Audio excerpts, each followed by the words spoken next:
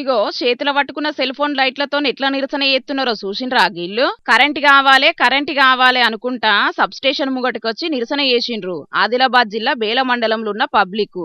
అయితే మూడొద్దులకెంచి రాత్రిపూట ఊళ్ళే చక్కగా కరెంట్ ఉంటలేదట. చీకటైందంటే చాలు కరెంట్ కటింగ్ చేస్తున్నారట. పంట చేన్ల కాడ కరెంటు కత్తరిచ్చిండ్రంటే ఏదో లోడ్ ఎక్కువైంది కావచ్చు అని అనుకోవచ్చు. కానీ ఇండ్లల్లో కరెంటు కత్తరిత్తే ఎట్లా?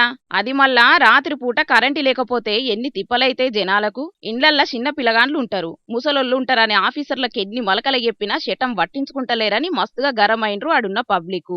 ఉచిత కరెంట్ ఇచ్చుడేందో గాని అడ్డగోలుగా కరెంటు కటింగ్లు చేసి మా పానాలతోని సర్కారులు చెలగాట మాడుతున్నారు. ప్రజాపాలన అంటే గిదేనా?